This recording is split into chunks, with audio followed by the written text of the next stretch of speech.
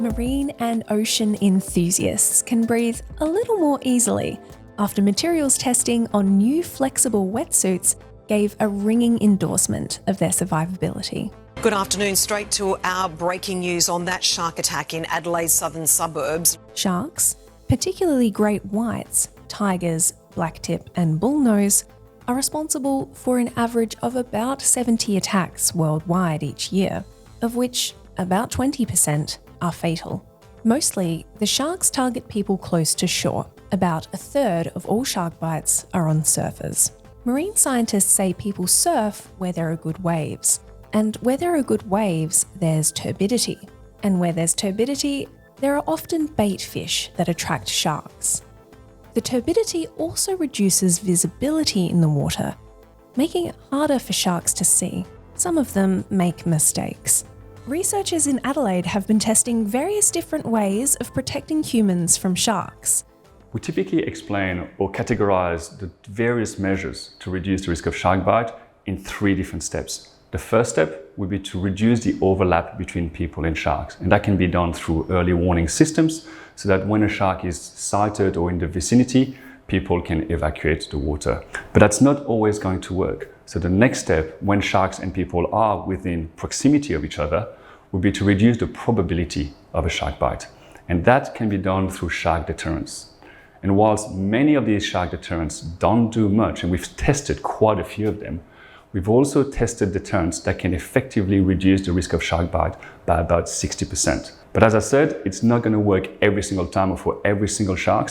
So there will be times when you can't avoid the overlap, you can't avoid the bite, and this is where this injury reduction becomes important, so that if you can't avoid the bite, can you reduce the type of injuries. In order to reduce the severity of injuries, manufacturers came up with a type of chainmail, but it's weighty.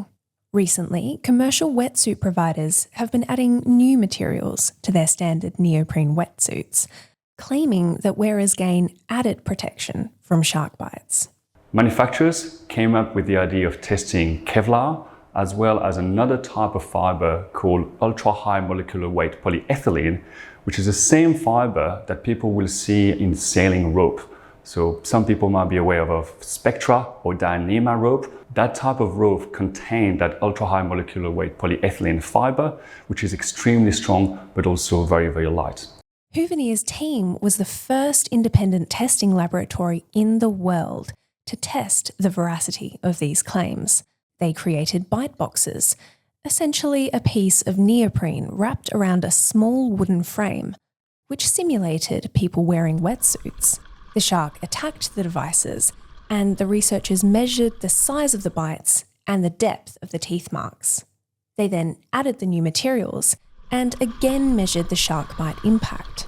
So we purposely tested those new material against some of the sharks that are responsible for most of the shark bites and also for most of the fatal shark bites. And that was tiger sharks and white sharks. We also purposely targeted large sharks so that we can test how well this neoprene or material will fare against large predatory sharks. So the new materials, while still having a few tears and a few holes, completely eliminated any severe or critical damages to the foam compared to the standard neoprene. A shark bite is a shark bite.